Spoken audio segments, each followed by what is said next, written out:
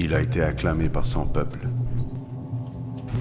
trahi par l'un des siens, avant son dernier repas.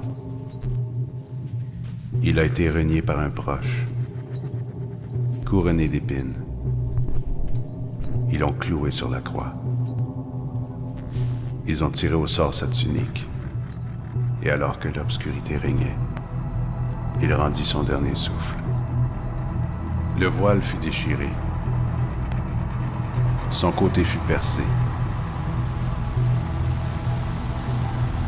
La mort fut terrassée.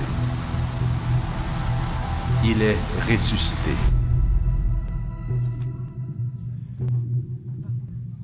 Nous vous souhaitons la bienvenue ce matin, ce dimanche de la résurrection.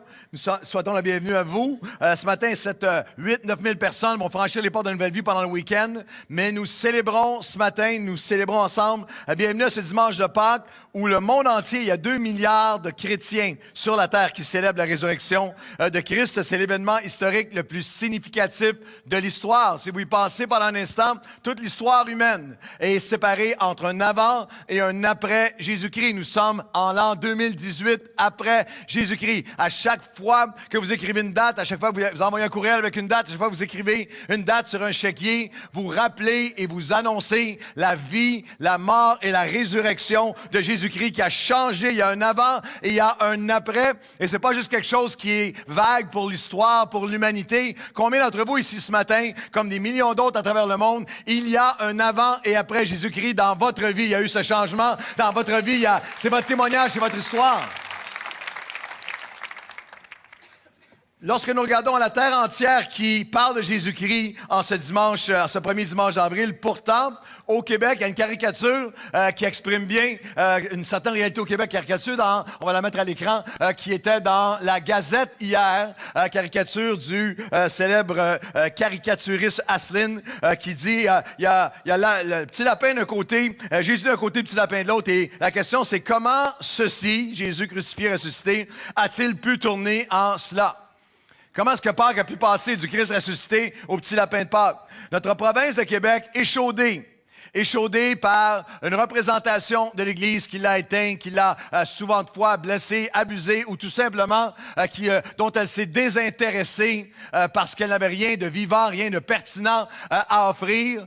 C'est comme si, presque évacué, c'est pareil comme si ça fait trop mal, trop douloureux d'en parler, ou c'est sans intérêt pour d'autres qui l'ont connu. Et Stéphane Laporte a écrit un texte là-dessus à Pâques l'an dernier, a écrit un texte qui s'intitulait « Jésus qui ». La fin de semaine de Pâques, il a écrit ça. Le samedi de Pâques, il écrit « De la fête de Pâques, il ne reste plus que le congé ». Absolument rien autour de nous ne nous rappelle que ce long week-end est censé être la célébration d'une fête religieuse. Jusqu'à récemment, on pouvait compter sur la télé. Il suffisait de l'allumer pour voir le divin et lisse visage de Charlton Heston. Et on allumait, nous aussi. Ah, ça doit être Pâques. Maintenant, cherchez-le, Charlton Heston, lui qui était si présent lorsque nous étions enfants. Hier soir, ça c'était l'an dernier, hier soir, vendredi saint, au Grand Film de Radio-Canada, on aurait eu droit normalement à Ben-Hur, les 10 commandements, ou le Jésus, ou la Passion de Jésus. Ben non, ce n'était pas ça. C'était une comédie romantique avec Sandra Bullock. Et ce soir, alors ce samedi saint sur TVA à 19h, on a pu voir un film racontant la vie d'un héros bon, au pouvoir tout-puissant, mais ce n'était pas Jésus, c'était Harry Potter. Pendant qu'à Radio-Canada, on a pensé à notre vie spirituelle en diffusant Cruising Bar. Et là, il continue la porte en disant, faites un vox pop et demandez aux gens, en quel honneur profitons-nous de ce congé pascal? Plus de gens vous répondront que ça doit être l'anniversaire de Pascal Nadeau ou la retraite du boxeur Jean Pascal, plutôt que la résurrection de Jésus. Pourtant, il y a quelque chose, et la porte écrit, pourtant, il y a quelque chose de tellement beau, d'incomparable, d'unique, de captivant dans son histoire, qu'il demeure pour moi un modèle, le modèle. Jésus est le modèle, incomparable et transcendant. Et toutes les époques, transcendant toutes les époques et cultures, quoi qu'en pense notre modernité québécoise post-catholique. Oubliez, il termine en disant, oubliez le pape, l'Église, les guerres saintes et les scandales sexuels et pensez uniquement à la vie de celui en qui des millions de gens croient toujours aujourd'hui, avec plus ou moins de ferveur selon où on soit, au Québec ou ailleurs. Et c'est un point important. Il y a toute une génération de Québécois qui grandissent avec aucune notion même historiquement de qui était Jésus.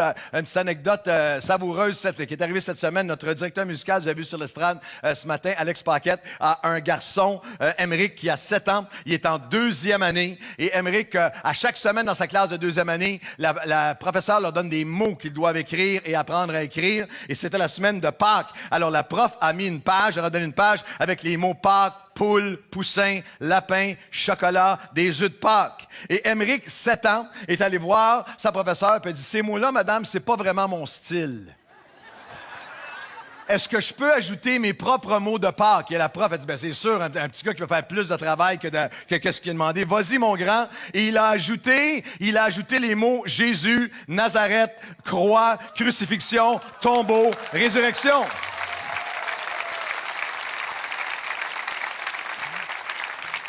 Parce qu'Émeric a dit, « Madame, il vous manque des mots à votre Pâques. » Combien croient que les Québécois, il vous manque des mots à votre Pâques? On veut vous donner quelques mots à votre Pâques et la résurrection ce matin.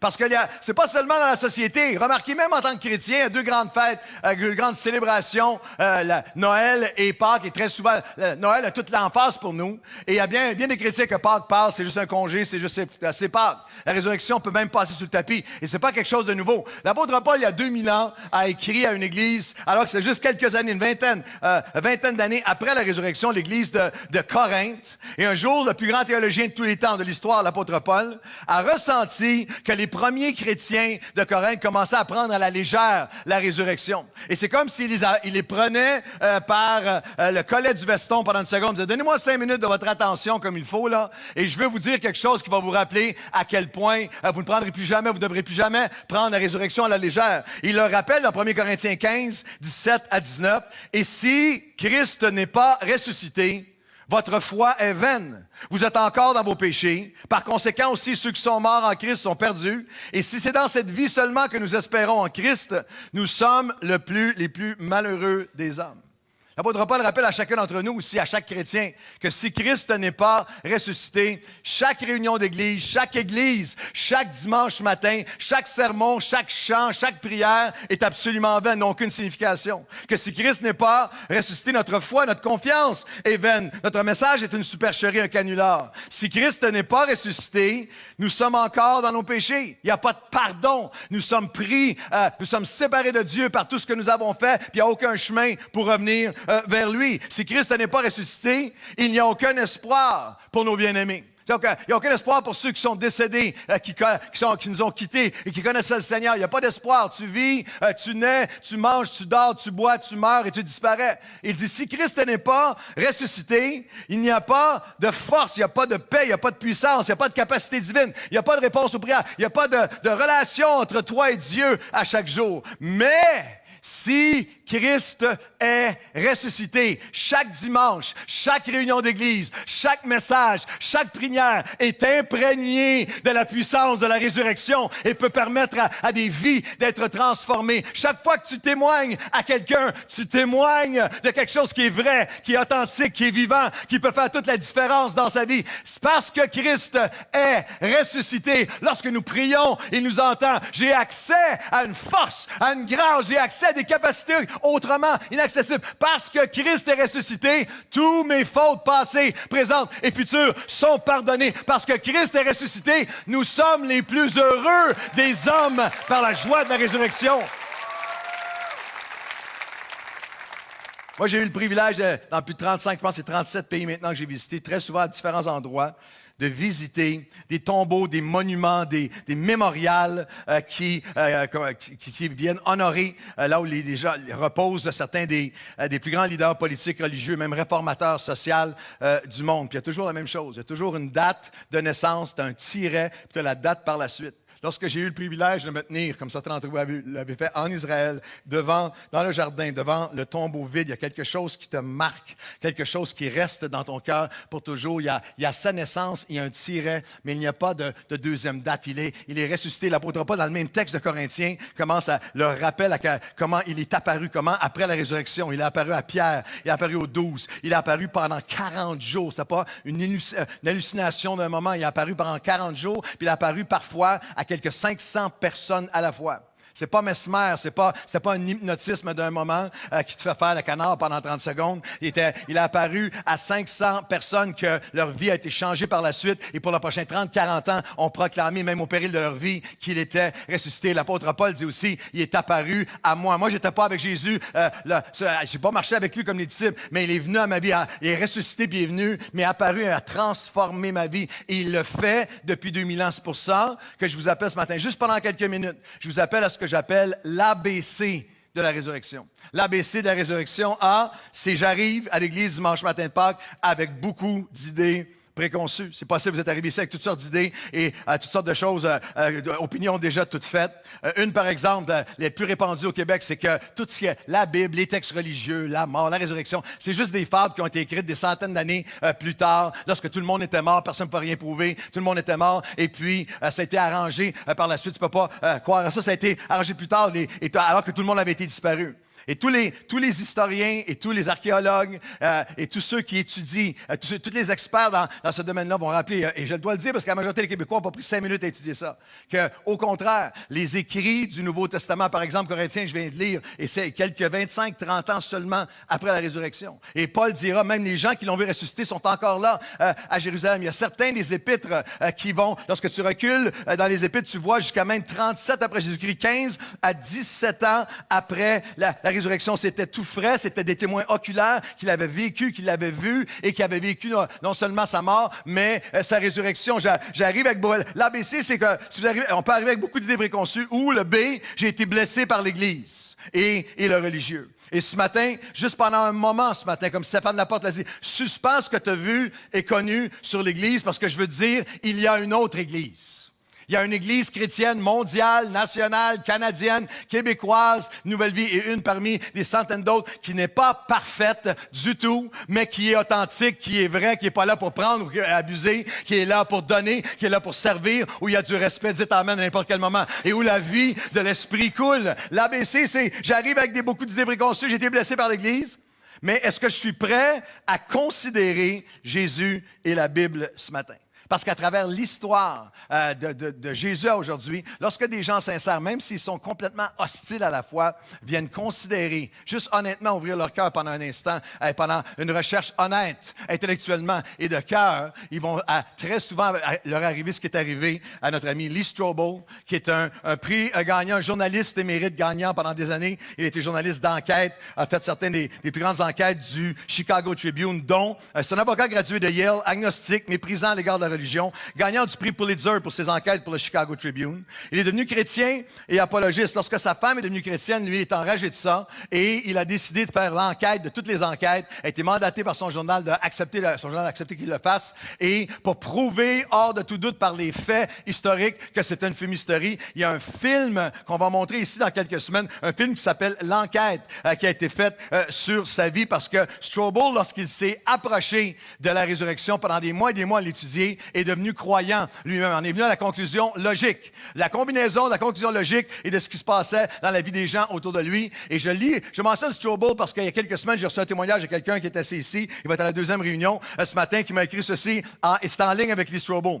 Pasteur Claude, c'est avec beaucoup de joie que je vous écris mon histoire. Pâques 2018 va être différente de toutes les autres dans ma vie parce que c'est moi, mon couple et même ma famille qui a vécu la résurrection.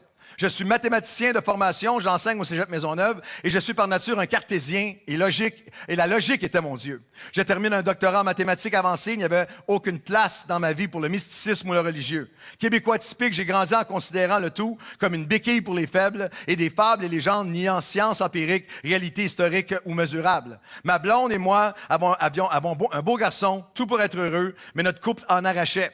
J'étais de plus en plus colérique, trop porté sur la bouteille, en plus des épisodes où je vivais un profond mal de vivre sans savoir trop pourquoi. Ma blonde est brillante, elle est une super infirmière, une fille forte et équilibrée, en plus d'être une maman extraordinaire. Un collègue à l'hôpital s'est mis à lui parler de Dieu, de Nouvelle Vie, et elle lui prêtait des livres. À ma surprise totale, ma blonde a commencé à aller à Nouvelle Vie de plus en plus souvent. Je riais d'elle, je la ridiculisais, même devant nos amis. Un jour, elle m'a annoncé qu'elle avait accepté Jésus et qu'elle se sentait une nouvelle personne et que c'est seulement sa foi qui faisait en sorte qu'elle continuait avec moi parce qu'elle priait pour moi. J'étais pas mal débalancé et franchement enragé. Elle m'a présenté les Amis de Nouvelle Vie, un couple génial, un programmateur web, et elle était géniale. On avait des discussions pas mal intenses pendant toute l'année 2017. Ils m'ont offert 3 livres d'un journaliste chevronné qui s'appelle Lee Strobel. Je me reconnaissais en lui. Il écrivait des livres d'enquête sur l'aspect historique et logique et factuel de la Bible, de Jésus, de la résurrection. Cela me touchait de plus en plus et me défiait intellectuellement, mais aussi, je voyais la paix, la joie et toutes les belles choses que ma blonde vivait, et ça me travaillait. Je me couchais le soir et la pensée me venait super forte. C'est vrai. Jésus est ressuscité. Il est vivant. Il répond aux prières. Un dimanche matin, j'ai dit à ma blonde, j'y vais avec toi. Le message ce matin-là était comme si vous me parliez à moi tout seul. Je n'ai jamais arrêté de venir à Nouvelle Vie. Je goûte moi-même au pardon et à l'amour de Dieu. On s'est fait baptiser à la fin 2017. On se marie 3 semaines après Pâques. Félicitations, on se marie dans 3 semaines. Il écrit... J'ai encore plein de questions et ça me rassure que je n'ai pas à tourner mon cerveau à off parce que je suis chrétien. Toutes les questions ont des réponses pour ceux qui sont honnêtes intellectuellement et honnêtes de cœur. L'argument le plus fort, c'est de voir Jésus ressusciter, répondre à nos prières et faire dans nos vies ce qu'on sait que seulement lui peut faire. Pourrais-tu, pendant juste un moment ce matin, juste ouvrir, considérer 2 pensées très simples. La résurrection, c'est le fondement absolu et solide de notre foi. Et la résurrection, c'est la fidélité et l'appel surnaturel de notre foi. On va lire quelques passages bibliques ce matin, le fondement absolu de notre foi. Et le fondement de notre foi, pourquoi on croit la résurrection nous est apporté par différents protagonistes du récit. Dans l'Évangile de Jean, par exemple, nous avons ce que j'appellerais les éloignés endurcis. Puis plusieurs d'entre nous, c'est ça qu'on était, éloignés endurcis, on l'est peut-être encore ce matin. Mais dans Jean, c'est les soldats à la crucifixion, dans Jean 19, verset 31, dans la crainte que les corps ne restent sur la croix pendant le sabbat, car c'était la préparation. Ce jour de sabbat est un grand jour. Les Juifs demandaient à Pilate qu'on brise les jambes des crucifiés, qu'on les enlève. Les soldats vinrent donc et ils brisèrent les jambes du premier puis de l'autre qui avait été crucifié avec Jésus. Mais s'étant approché de Jésus et le voyant déjà mort, ils lui rompirent les jambes. Mais un des soldats lui perça le côté avec une lance et aussitôt il sortit du sang et de l'eau. Celui qui l'a vu, verset 36, pardon. Ces choses se sont accomplies afin que l'Écriture Ces choses sont arrivées afin que l'Écriture soit accomplie. Aucun de ces os ne sera brisé. Et d'ailleurs, l'Écriture dit encore, ils verront celui qu'ils ont percé.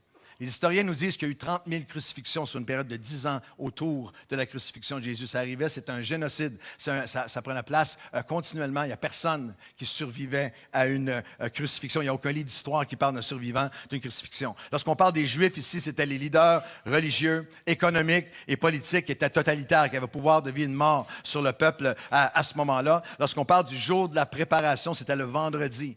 C'était dans leur cycle des sabbats, qui était le samedi, il y avait un sabbat qui tombait à Pâques, qu'ils appelaient le grand jour. Et lorsque le vendredi, Jésus était sur une croix pendant 6 heures, de 9 heures le matin jusqu'à 3 heures de l'après-midi. Et lorsqu'il était en train de mourir sur la croix, souvent, plusieurs fois, il les laissait mourir pendant plusieurs heures, parfois une journée, 2 jours. Et il savait que le samedi, personne n'a le droit de bouger, personne n'a le droit de faire un geste, personne n'a le droit de travailler, c'est le sabbat. Alors, il voulait vraiment s'assurer qu'il meure là, qu'il soit assassiné là et que ça soit terminé. Alors, ils ont commandé d'aller lui briser les jambes. Et c'est ce qu'ils ont fait, ils ont envoyé les soldats, parce que c'était la manière que tu savais qu'en quelques secondes, la personne va mourir. Parce que la seule façon que les crucifiés pouvaient survivre, c'est alors qu'il se poussait avec ses jambes, allait chercher un peu d'air, et lorsque tu lui brisais les jambes en quelques questions de secondes, les poumons s'écrasaient. Il y avait un terme, ça s'appelait le crucifixagium, le crucifixfracture. On fracturait les jambes et la personne mourait. Jésus avait été déclaré innocent 7 fois dans les évangiles, et pourtant,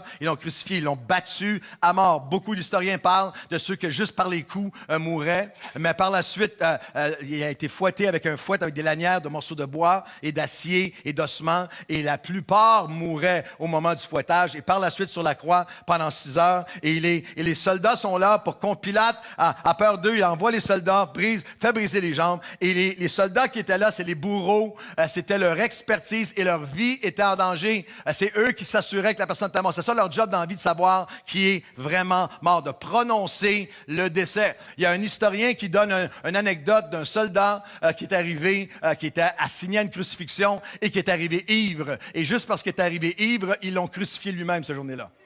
Sa job était terminée, puis il n'y avait pas de syndicat qui pouvait faire un grief.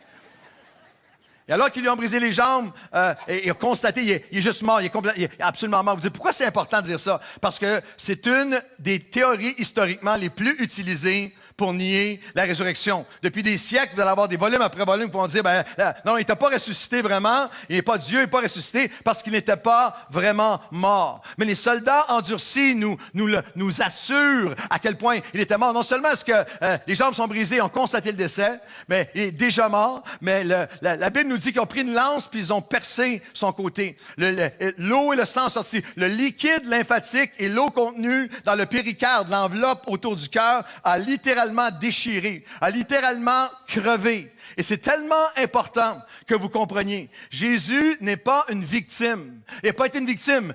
Sa mort, sa vie, sa résurrection, comment il était pour mourir, comment il était pour ressusciter, était planifié dans le cœur de Dieu d'éternité en éternité. Et la façon dont on le sait, c'est qu'il y a des centaines qu'on appelle des prophéties, des paroles que Dieu avait données qui ont été écrites et gardées historiquement par des hommes, 200, 300, 400, 500, 600, 700 ans avant, qui annonçaient dans les moindres détails comment il était pour mourir. Des textes comme le psaume 69. Tous les ennemis sont devant moi pour apaiser ma soif. Ils m'abreuvent de vinaigre, ce qu'ils ont fait pour Jésus à la croix. Des consolateurs, je n'en trouve aucun. Il était seul portant tous nos péchés. Et le poids et la honte de toutes ces fautes et toute cette méchanceté m'a fait éclater le cœur. M'a brisé le cœur. C'est écrit des siècles à l'avance. Et on a lu ensemble que ces choses sont arrivées afin que toutes ces choses-là écrites auparavant, les Écritures s'accomplissent. Aucun de ces os ne sera brisé, mais ils verront celui qu'ils ont percé. Chaque aspect de la mort de Jésus était préparé. Alors, vous avez besoin de savoir qu'il n'était pas une victime. Il a volontairement offert son cœur. Je le dirais de cette façon. Il a porté toutes les souffrances, tous les malheurs. Il a permis à son cœur d'éclater de compassion et de cesser de battre afin que par la résurrection, il puisse redonner vie et permettre à nos cœurs spirituels, émotionnels, relationnels de réapprendre à battre à nouveau. Il est celui qui guérit les cœurs brisés. Voulez-vous applaudir avec moi? Le fondement de notre foi, c'est qu'il est vraiment mort. Et c'est les éloignants endurcis qui nous le disent. Mais aussi, les deuxièmes témoins sont les nouveaux croyants qui s'engagent. Il y a les endurcis et il y a aussi des nouveaux croyants qui s'engagent. Dans Luc chapitre 23, nous avons deux groupes qui sont nommés, Joseph d'Arimathie et les femmes. Il y avait un conseiller nommé Joseph, verset 50, apparaît à l'écran.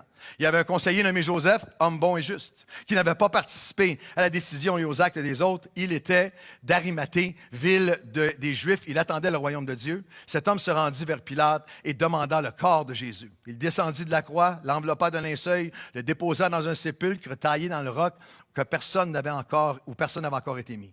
C'était le jour de la préparation et le sabbat allait commencer. Les femmes qui étaient venues de Galilée avec Jésus accompagnèrent Joseph, virent le sépulcre et la manière dont le corps de Jésus y fut déposé et s'en étant retournées, elles préparèrent des aromates et des parfums, puis elles se reposèrent le jour du sabbat selon la loi. Le deuxième témoin, c'est Joseph d'Arimathée, un homme puissant, un homme influent. Il fait partie d'un groupe de 70 plus 1 qui était le grand sacrificateur qui composait la Cour suprême de l'époque d'Israël avec le doigt sur les lois et leurs lois décidaient du sort de la population entière. C'est un homme qui est à ce point influent. Les quatre évangélistes vont mentionner son nom et il a un accès direct à Pilate. C'est comme si toi, tu pouvais aller directement au premier ministre. Il a un accès direct à Pilate. Et au verset 51, on nous dit de lui qu'il n'avait pas participé à la décision des autres et qu'il était un juste. C'est intéressant parce qu'on dit de lui, c'est un homme juste. Et juste avant, le centenier, lorsque Christ a été crucifié, a dit, voici, il n'y avait aucun mal en cet homme était un homme juste. C'était quelque chose qui annonçait à l'avance, ne manquez pas ceci, que Jésus est le seul vrai juste, mais qu'il va communiquer sa justice à chacun d'entre nous. Que nous allons devenir justes par lui. À la croix, lorsque Dieu, ça s'appelle en théologie la théologie de l'imputation ou la théologie de la substitution. Littéralement, que sur la croix, lorsque Dieu a regardé à son Fils, il a vu tes péchés, les miens, tes mensonges, les miens, passé, présent, futur, toute méchanceté, toute chose de mal ont été mises sur lui. Et lorsqu'il meurt et qu'il ressuscite, lorsque je mets ma foi en lui, lorsque Dieu me regarde, lorsque Dieu te regarde, je suis caché en Christ, il voit la justice de Christ parfaite et accomplie. C'est pour ça qu'on peut dire le dimanche de la résurrection, il n'y a rien qui va me séparer de l'amour de Dieu. Il n'y a plus rien maintenant qui va me ravir de sa main. Mais Joseph prend son courage à deux mains. Je fais une combinaison des évangiles. Dans Marc 15, on nous dit qu'au risque de sa vie, il a pris son courage à deux mains pour aller réclamer le corps, d'aller directement à Pilate pour réclamer le corps. Et pas parce qu'il le croyait qu'il allait ressusciter, juste pour honorer, il trouvait infâme la façon, il est horrifié par la façon dont ils l'ont tué. Il va le descendre de la croix, il va l'envelopper dans un linceul. Ils vont mettre, on nous dit même, les textes nous disent dans Jean 19 que Nicodème s'est joint à lui. Que Nicodème s'est joint à lui, ce théologien, ce docteur de la loi avec qui Jésus avait eu une rencontre et qui maintenant s'approche, est en train de s'engager vers Christ. Et les deux ensemble, dans l'évangile de Jean 19, nous disent qu'ils ont mis 50 kilos de myrrhe, d'aloès, d'aromates, et l'ont enrobé, ils l'ont mis dans cette tombe qui avait été préparée. Il y a moins qu'1% de la population à l'époque qui avait les moyens d'avoir une espèce de mausolée. On les a visités en Israël, où il y a des étages qui sont là, où on mettait les corps ainsi de la famille. Après un certain temps, il restait juste les ossements. On appelait ça un ossuaire. Et Joseph d'Arimathée en avait un. Et il va le mettre le vendredi, il va aller le déposer. Et c'est très important que Matthieu, Marc, Luc et Jean nous disent que les femmes étaient là. Les femmes étaient là. Que les femmes sont allées parce que ça vient confronter la deuxième théorie, tout aussi absurde et ridicule que la première. Mais la deuxième théorie au fil des siècles qui a tenu pour dire non, que Jésus n'est pas ressuscité, c'est que les femmes, lorsqu'ils sont arrivées le dimanche au tombeau, se sont trompées de tombeau, sont allées au mauvais sépulcre. C'est absolument impossible parce qu'elles étaient là le vendredi. L'autre chose qui est important de dire, c'est que la femme, à cette époque-là, avait aucune place sociale, n'avait pas le droit de parler, pas le droit de voter, pas le droit à aucune éducation, était à aucune place.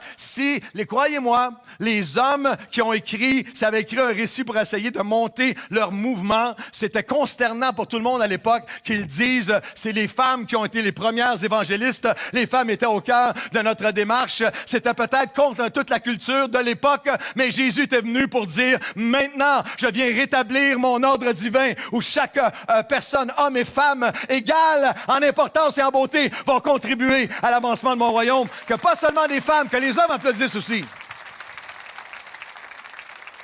C'est important parce que les femmes ont trouvé un tombeau vide. C'est notre fondement. Jésus est réellement mort. Le tombeau était réellement vide. Elles ne se sont pas trompées de tombeau. Et Jésus est réellement Dieu. Il est qui il dit être. Et chaque détail de sa mort, sa résurrection, est un accomplissement de ce qui avait été annoncé. De ce qui avait été prophétisé. Il est supposé être jeté dans la fosse commune d'une manière complètement hors de son contrôle. Se retrouve seul dans la tombe d'un roi, dans la tombe d'un riche. Mais 700 ans avant, Ésaïe avait dit ceci. Son tombeau était assigné avec les méchants. Lui, innocent de tout mal, a été mis dans le sépulcre du riche. Après avoir livré sa vie en sacrifice pour le péché, il verra l'œuvre de l'Éternel être sans fin entre ses mains, parce qu'il a intercédé pour les coupables. Il rendra juste beaucoup d'hommes et effacera leurs fautes. Je veux dire à quelqu'un de chrétien ici ce matin, à Pâques, alors que tu t'accroches à une promesse qui semble être complètement impossible à réaliser, même tout vient contre cette promesse. Ce que Dieu a promis, il va toujours l'accomplir. Tous ceux même qui semblent opposés sont entre ses mains vers l'accomplissement de ses plans. Il y a les éloignés, il y a ceux qu'on appelle ceux qui s'engagent. Et le troisième groupe de personnes qui viennent faire établir le fondement absolu et la solidité de notre foi, c'est les empires ennemis, les pharisiens et Rome ensemble. Dans Matthieu chapitre 27, Matthieu chapitre 27, donnez-moi une seconde pour le trouver. Matthieu chapitre 27, nous lisons ensemble qu'il y a eu comme une espèce d'alliance qui a pris place, verset 62. Le lendemain qui était le jour après la préparation, les principaux sacrificateurs et les pharisiens allèrent ensemble auprès de Pilate et dirent, « Seigneur, nous nous souvenons que cet imposteur a dit quand il vivait encore, « Après 3 jours, je vais ressusciter. Ordonne donc que le sépulcre soit gardé jusqu'au 3e jour, afin que ses disciples ne viennent pas dérober le corps et dire au peuple, il est ressuscité des morts. » Cette dernière imposture serait pire que la première. Alors Pilate leur dit, « Vous avez une garde, allez, gardez-les comme vous l'entendez. » Et littéralement dans le texte original, « Prenez tous les moyens nécessaires que vous avez pour le garder. » Ils s'en allèrent et s'assurèrent du sépulcre au moyen de la garde après avoir scellé la pierre. C'est fascinant que les empires ennemis, et ce que j'appellerais même les évangélistes effondrés, qu'on va regarder dans un instant en terminant, sont ceux qui viennent établir les fondements, ceux qui étaient les pires ennemis. Vous avez à ce moment-ci, après la mort de Jésus, les sacrificateurs et les pharisiens, le politique et le religieux qui s'allient. Depuis toute l'histoire jusqu'à aujourd'hui, dans l'histoire de notre nation, le danger et le déshonneur est toujours là lorsque le politique et le religieux s'allient. Et lorsqu'ils viennent ensemble, c'est pour dire, on veut maintenant, ils le traitent de menteur, ils le traitent d'imposteur, ils veulent absolument, ça leur a jamais passé par l'esprit qu'ils pourraient être ressuscités, mais on veut être sûr que personne ne va venir voler le corps. Alors, il faut absolument mettre une garde. Alors, Pilate leur dit, parfait, on va mettre la garde romaine qui est là. Vous avez une garde qu'on vous a allouée et le sceau de Rome était mis. Il y a une pierre de plusieurs centaines de kilos qui est mise sur le tombeau. Il y a un sceau romain qui est mis. Et maintenant, j'ai étudié une partie de la semaine. Moi, je creusais ça et j'arrivais pas à un consensus. Certains disaient que cette garde, il y avait la garde, il y a beaucoup d'écrits qui parlent de la garde qui protégeait, qui assurait le sceau. Il y en a qui disent qu'il y avait 12 soldats, il y en a 18, ça va jusqu'à 50. Mais c'était les Delta Force de l'époque, les meilleurs des meilleurs au prix de leur vie. Vous vous souviendrez dans les Actes des Apôtres, lorsqu'il y a un joaillier il y a un tremblement de terre, puis il est sur le bord de perdre, ses prisonniers, il sait qu'il va mourir de toute façon. Il prend une épée pour s'enlever la vie parce qu'on va l'assassiner parce qu'il a perdu ses prisonniers. C'était sérieux comme ça, à ce point-là pour eux. Alors, on met le sceau et comprenez un instant que les empires ennemis, maintenant convaincus qu'ils venaient de détruire toute possibilité qu'ils soient volés et que le message continue, deviennent en fait les instruments de Dieu pour venir annuler le dernier et la pire. La dernière théorie, c'est que les disciples sont venus voler le corps. Mais c'est les ennemis de Dieu qui ont assuré qu'aucun disciple ne pourrait voler le corps. Il y a des soldats qui sont là, qui sont gardés. Encore une fois, je veux dire à quelqu'un qu'alors que tu sers Dieu, alors que tu bâtis le royaume de Dieu, alors que tu essaies d'avancer, tu sens qu'il y a des gens qui sont contre toi, il y a des gens qui t'attaquent, qui sont anti, et tu dis, ils opposent tellement le royaume de Dieu. Je veux dire, ceux qui opposent le plus le royaume de Dieu sont de l'eau dans les mains de Dieu que le Seigneur est capable d'utiliser pour devenir des preuves de qui il est. Quelqu'un devrait dire oui. Et ce qui a été répandu, Matthieu 28, nous dit ce qu'ils ont fait avec les soldats, c'est qu'ils ont rassemblé, vous lirez dans le texte de Matthieu 28, leur ont donné de l'argent, ils ont dit, taisez-vous, on va vous épargner votre vie, et dites à partir de maintenant que les disciples ont volé le corps, vous avez 7 endormis, sont venus, ils ont roulé la pierre, puis ont volé le corps. Et vous dites, ouais, ben ça se peut. Pourquoi est-ce qu'on ne croirait pas cette théorie-là? Pourquoi c'est pas plausible qu'ils ont tout simplement volé le corps? Pourquoi? Quelle preuve avons-nous qu'ils n'ont pas juste volé le corps? Je vous dirais que la meilleure preuve, c'est les disciples eux-mêmes. C'est ce que j'appelle les évangélistes éprouvés, ou effrayés, ou éteints. Parce que Jésus leur avait dit, annoncé sa résurrection, Jésus les avait mandatés, vous allez aller toucher le monde entier, vous allez évangéliser le monde. Mais le premier jour, Luc 24 de la semaine, ils se rendirent au sépulcre de grand matin à l'aube. On est dimanche. Ils ont fait le vendredi, ils ont observé le sabbat, personne n'a bougé pendant le samedi. Et là, le dimanche matin, très tôt, à l'aube, de grand matin, portant les aromates qu'elles avaient préparés, elles trouvèrent que la pierre avait été roulée devant le sépulcre et étant entrées, elles ne trouvèrent pas le corps du Seigneur Jésus. Elles n'ont pas pensé un moment qu'il était ressuscité. Les 4 évangiles écrits 20-30 ans plus tard nous prouvent à quel point ce n'était pas une fiction. Ce n'est pas une légende. Vous savez, les textes religieux et les textes légendaires de l'époque, c'était la coutume que les rois, par exemple, les Césars et les rois, engageaient des historiens pour réécrire l'histoire pour bien les faire paraître. On réécrivait les affaires. Fait que ce que tu lisais, c'était juste les exploits, juste les belles choses, puis tu lui donnais plein de noblesse qu'il n'avait pas. Certains disent que ça s'appelle un directeur de campagne électorale aujourd'hui, en 2018. Et alors qu'il faisait ça, alors qu'il faisait tout ça, et même j'ai souri à un moment donné, j'étudiais, savez-vous une chose, un détail historique, les Césars même, si tu n'es pas content de son fils, mon fils ne me représente pas bien, les Césars congédiaient leur fils de sang, mon garçon, puis en choisissant un autre, un vrai soldat, un autre, puis ils disaient, à partir de maintenant, c'est lui, mon fils. Il y en a qui sont tentés de faire ça. Non, persévérez, Dieu a un plan pour vos fils. Mais c'est à ce point, pour que vous compreniez à quel point que les hommes qui ont écrit les évangiles étaient complètement, c'est complètement en contraste avec tous les écrits fictifs ou religieux de l'époque, parce qu'ils s'écrivent 20 ans plus tard comme étant pas des héros, comme étant des héros. On n'a pas cru à la résurrection, on n'y croyait pas, on a eu peur, on a trahi, on a renié, les femmes nous ont conduits. Il n'y avait rien dans tout ça qui était dans le discours, mais c'était leur réalité. Savez-vous, c'est qui la plus grande preuve qu'ils n'avaient pas volé le corps? C'est leur réaction. Eux ne croyaient même pas à la résurrection. Même si Jésus avait dit spécifiquement tout au long de son ministère et que ça avait été prophétisé, je vais mourir, je vais ressusciter, il y avait, comme vous et moi, il y a des absolus dans la vie. Il y a des choses que tu peux au moins être certain. Il y a des absolus dans la vie. Le Canadien ne fera pas les séries. Est-ce que vous comprenez? Les Nordiques n'auront pas d'équipe. Les politiciens vont faire des promesses avant l'élection et les personnes qui meurent ne ressuscitent pas. Est-ce que vous me suivez? Ils n'étaient pas le dimanche matin de Pâques. Croyez-moi, les disciples n'étaient pas autour du tombeau en disant 10, 9, 8, 7, 6, 3, 2, 1, résurrection! J'ai fait un montage, croyez-moi que c'est dans la Bible, j'ai fait un montage de différents, toutes les 4 évangiles, leur réaction. Je vous le lis en rafale. Savez-vous comment est-ce qu'ils ont réagi, comme vous et moi, face à l'idée de la résurrection? Saisie de frayeur, elle ne savait pas quoi penser. Elle baissait le visage contre terre. Les hommes, lorsqu'ils ont entendu ça, ils tinrent leur discours, ceux des femmes qui ont dit qu'il est ressuscité, pour des rêveries. Ils sortirent du sépulcre et s'enfuirent. C'est ça qu'ils ont fait. La peur et le trouble les avaient saisis. Ils ne dirent rien à personne à cause de leur effroi. Quand ils entendaient que Jésus était vivant, ils ne le croyaient pas. Ils retournèrent avec joie, mais une grande crainte. Même après la résurrection, Pierre a vu le tombeau vide, il n'est pas entré. Il leur apparut vivant. Il se prosternait. Même lorsqu'il se prosterne, qu'il est devant eux, ils avaient des doutes. Ils étaient dans l'épouvante. Jésus leur reprocha leur incrédulité, leur dureté de cœur. Thomas leur dit, « Si je ne vois pas les marques dans ses mains et dans ses pieds et dans son côté, je ne le croirai pas. » La plus grande preuve qu'ils n'ont pas volé le corps, c'est que ces hommes qui ne pouvaient pas croire à la résurrection, c'était tellement long pour eux, même après les faits, les 40 jours, qu'ils n'avaient aucune possibilité, aucune force en eux, aucune compréhension en eux, aucun désir en eux de porter un mensonge. L'idée qu'ils auraient, ils savaient qu'ils étaient morts, et maintenant, pour les prochains 40 ans, chacun d'entre eux est mort égorgé, est mort brûlé vif, est mort crucifié, et que toutes les années, qui ont suivi, ont porté le message de l'Évangile avec la puissance de la résurrection, sachant, l'idée qu'ils auraient fait ça, sachant qu'il était mort en foi quelque part, est complètement absurde. Chuck Colson a dit quelque chose d'intéressant. Chuck Colson était un des 12 hommes qui, lui, a été en prison, qui ont couvert une conspiration, un mensonge avec le président Nixon.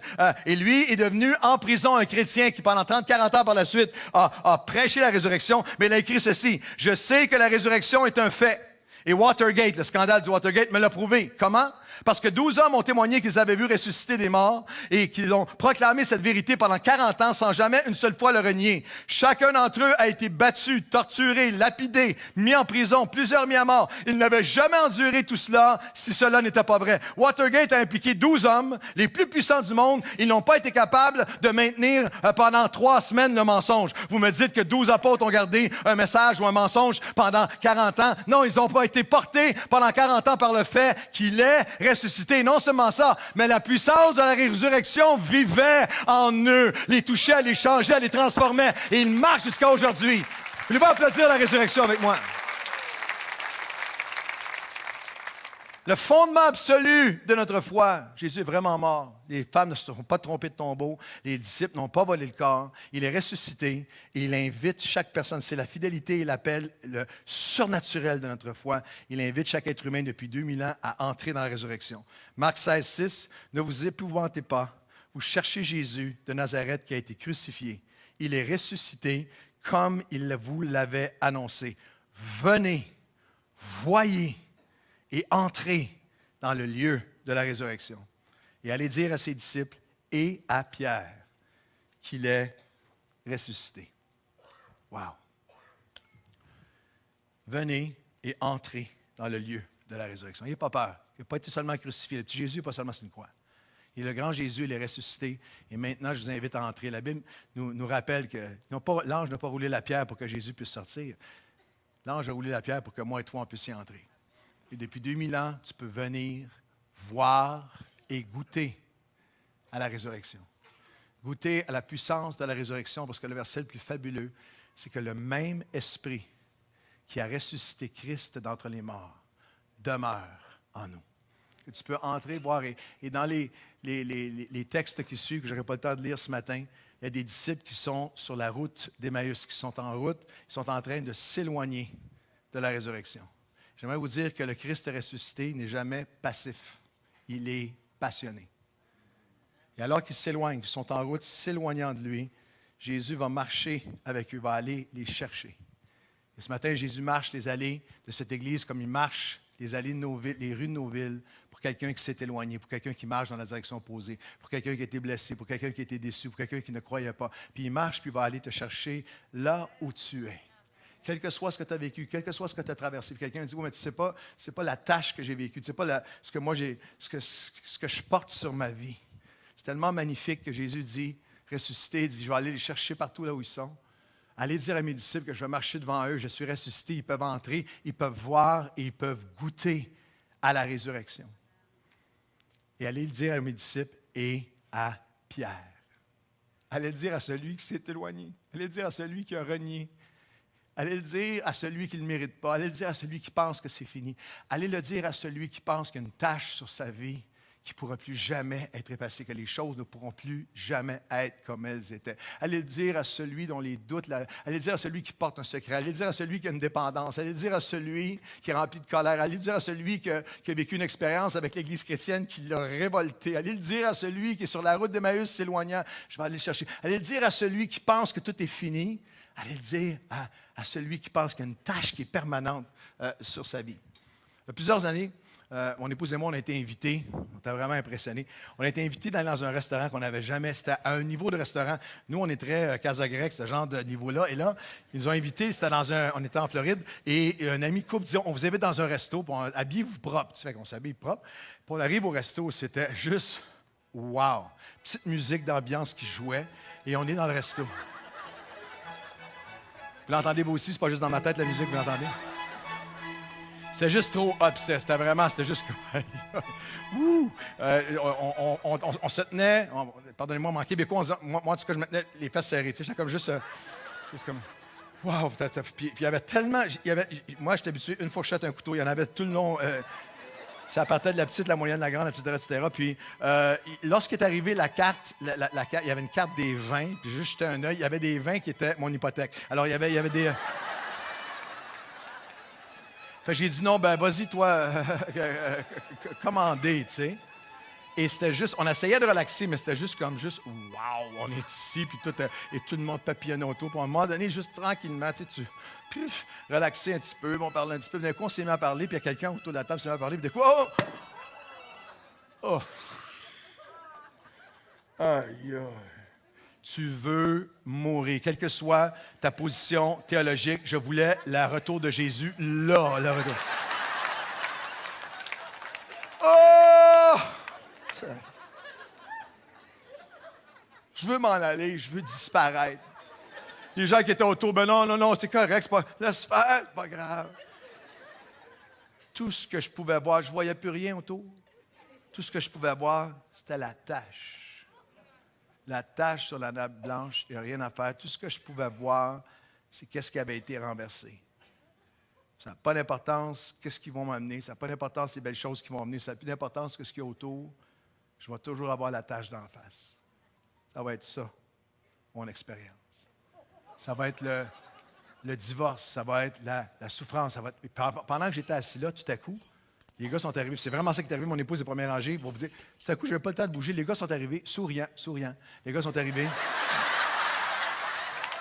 Les gars sont arrivés, super relax, souriants. Ils papillonnaient. C'était comme un ballet. Mieux qu'eux. C'était comme un ballet. J'ai même pas eu le temps de bouger. J'ai même pas eu le temps de juste... Qu'est-ce qu'il y a eu? Qu'est-ce qu'il y a pas? Ils ont juste couvert la tâche. Tout à coup, ils sont arrivés à commencer à rétablir toutes les affaires. La lumière qui était partie est revenue. Et ce qui avait été renversé a été restauré avec encore plus d'abondance.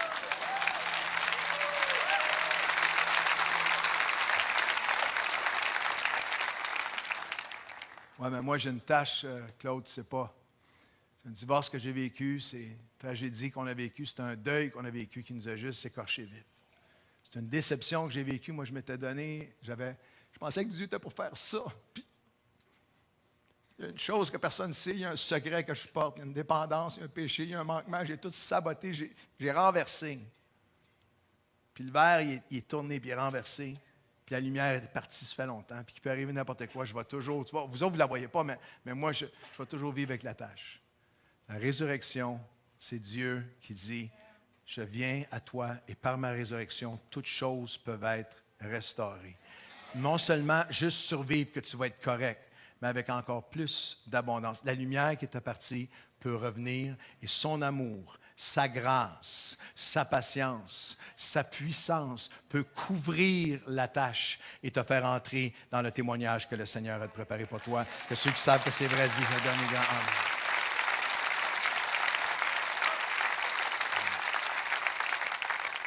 Des milliers et milliers de personnes l'ont vécu, sa nouvelle vie, des millions à travers le monde. Un d'entre eux, en terminant ce matin, Steve, qui a connu Dieu, qui s'était éloigné, qui a vu des choses arriver dans sa vie, qui ont amené des tâches qui, pour lui, pouvaient sembler absolument ineffaçables.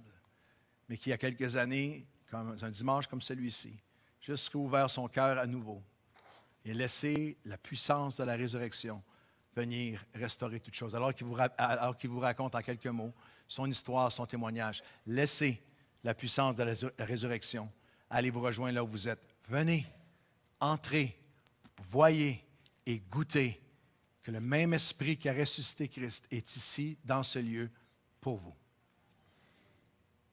La résurrection, c'est aussi, on ne parle pas d'un Jésus au passé, on peut parler d'un Jésus au présent. Il est ressuscité, il est là avec nous aujourd'hui. Le pire mensonge qu'on peut croire lorsqu'on est loin de Dieu, lorsqu'on a grandi à l'Église, on comprend l'aspect du pardon. On comprend que Dieu nous aime. On comprend qu'il nous accepte. Mais le pire mensonge qu'on peut croire lorsqu'on est loin de Dieu, c'est que ça ne sera plus jamais pareil.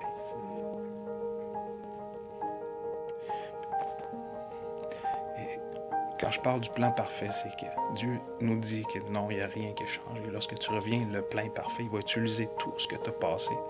Il va le rendre miraculeux. Il va t'utiliser pour aider ces gens-là. Moi, le cri de mon cœur, c'est d'aider les gens qui ont vécu une déception, qui ont vécu ça peut être une perte d'un être cher, une séparation, un événement qui était difficile dans leur vie, qui a étouffé la présence de Dieu. C'est de dire à ces gens-là que Jésus vous aime, qu'il n'y a rien qui a changé.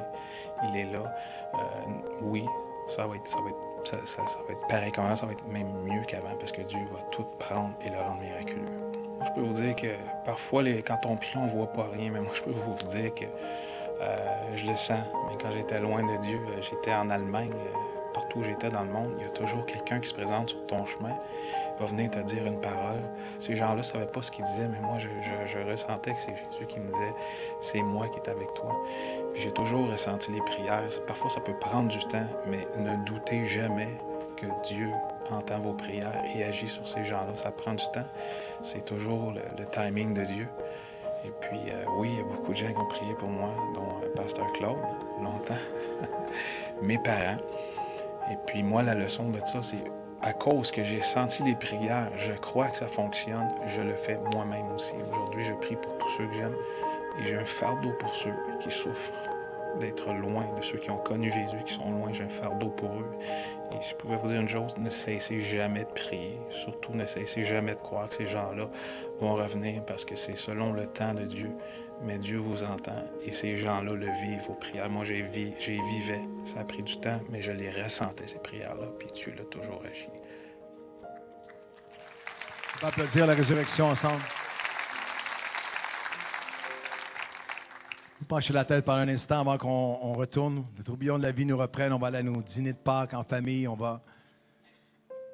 Ce dimanche matin, cette réunion de dimanche matin de Pâques à Nouvelle Vie qui semble terminée peut en fait être le commencement pour vous. Le recommencement pour vous d'une vie complètement nouvelle. D'une nouvelle vie. Par la puissance de la résurrection. Il est vraiment mort pour toi, pour moi. Portant toutes mes fautes, faiblesses, carences, dépendances, péchés, passé, présent et futur. Les femmes ne se sont pas trompées de tombeau, le tombeau était vraiment vide. Les disciples n'ont pas caché le corps. Ils étaient terrifiés, complètement désorientés comme vous et moi l'aurions été. Mais il est ressuscité. Et comme il s'est manifesté à eux, il se manifeste par sa résurrection, par son pardon, par son salut, par son amour, à des millions d'hommes et de femmes depuis 2000 ans, jusqu'à nous aujourd'hui. Il dit, viens, entre, vois, goûte à la résurrection que j'ai pour toi. Alors, pendant que toutes les têtes sont penchées, que nous prions ensemble, dans quelques instants, nous allons terminer en célébrant ensemble, en chantant toute l'Église ensemble, à jamais. Il est ressuscité. Nous allons terminer dans la fête. Nous allons quitter ce lieu en chantant la résurrection. Mais juste avant, si tu es ici ce matin, vous êtes ici ce matin et vous dites, je ne vous ferai pas venir à l'avant ou quoi que ce soit, mais juste par un geste de la main, par un geste de foi. C'est très, très personnel. Vous savez, sur la route d'Emmaüs, Alors qu'ils marchaient, qu'ils s'éloignaient de lui, Jésus est allé à leur rencontre, allé les chercher. La Bible nous dit qu'ils ne comprenaient pas. La Bible nous dit qu'ils avaient perdu espoir. La Bible nous dit qu'ils étaient empêchés de voir, quel que soit ce qui t'a empêché de voir jusqu'à aujourd'hui. La Bible nous dit que tout à coup, leur cœur a commencé à brûler à l'intérieur d'eux. Et je prie que par l'Esprit de Dieu, ton cœur brûle à l'intérieur de toi ce matin. Est-ce que ça pourrait être vrai? Est-ce que je pourrais revenir? Est-ce que je peux venir au Seigneur? Est-ce qu'il peut vraiment me libérer? Est-ce qu'il peut vraiment me pardonner? Est-ce qu'il peut vraiment me ramener? Est-ce qu'il peut vraiment restaurer? Est-ce qu'il peut couvrir la tâche? Est-ce qu'il peut vraiment restaurer? Est-ce qu'il peut ramener la lumière? Est-ce qu'il peut vraiment faire cette œuvre? Et la Bible nous dit qu'alors qu'il marchait avec eux comme il marche avec nous maintenant, le ressuscité, c'est particulier, mais il allait poursuivre son chemin jusqu'à ce qu'eux disent, non, reste avec nous. Et alors leurs yeux s'ouvrirent, leurs cœurs brûlèrent, et alors ils dirent, il est vraiment ressuscité. C'est très, très important que tu comprennes pourquoi, c'est que Jésus ne s'imposera jamais sur personne. La volonté libre est à toi, il n'y a pas d'imposition, il n'y a pas de tordage de bras. Mais si tu lèves juste un cœur vers lui, un moment vers lui d'honnêteté, de transparence, un moment de sincérité, il va venir. Allez l'annoncer à chacun, et à Pierre, et à Claude, et à Chantal, et à Sylvain, et à Daniel, et à toi, et à moi. Où que tu aies été, où que tu sois en ce moment, il appelle ton nom aussi. Alors si vous êtes ici ce matin, vous dites, j'ai besoin d'une résurrection dans ma vie. Il y a quelque chose en moi qui est mort. Ce dimanche de la résurrection, j'ai besoin d'une résurrection dans ma vie. Il y a une joie qui est morte, il y a une foi qui est morte, il y a une confiance qui est morte, il y a une assurance, il y a quelque chose qui est mort en moi, dans ma vie. J'ai besoin de la résurrection. Je vous invite à juste lever votre main partout à travers ce lieu. Wow, il y a des gens partout. Si vous êtes ici ce matin, je veux m'adresser à des gens qui ont grandi avec l'Église, avec des amis chrétiens, vous avez un certain respect pour les choses de Dieu, ou la religion, ou le christianisme.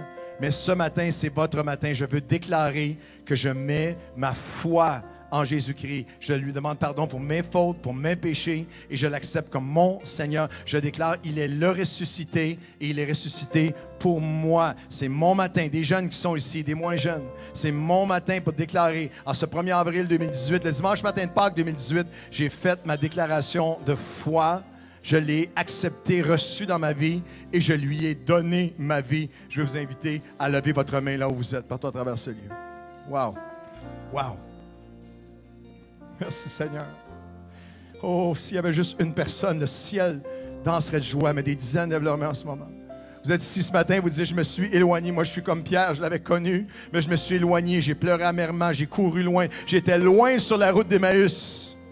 Mais ce matin, le Seigneur s'en va te chercher. Il te tend la main là où tu es.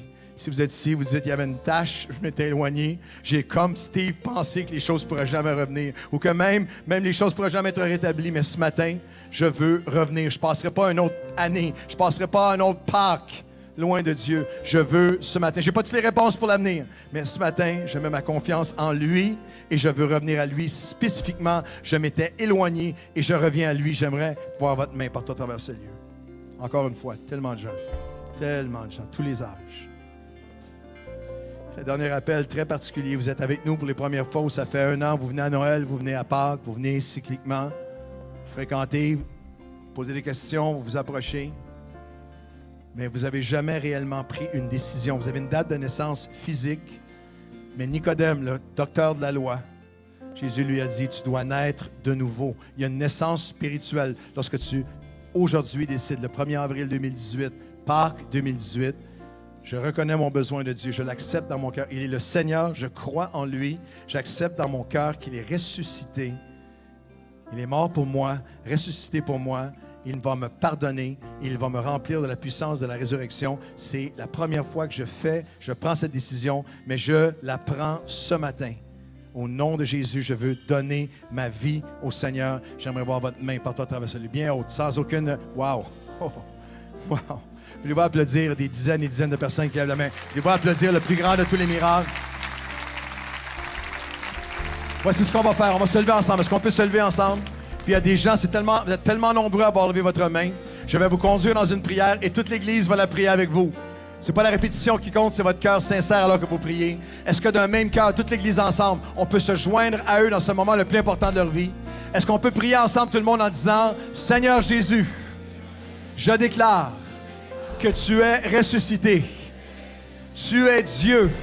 Tu es mort pour moi et ressuscité pour moi. Je reconnais mon besoin de toi. Je te demande pardon pour toutes mes fautes. Je t'accepte comme Seigneur et comme Sauveur. Je te donne ma vie. Et Seigneur, maintenant, viens témoigner à leur esprit, ton esprit à leur esprit, qu'ils sont maintenant enfants de Dieu.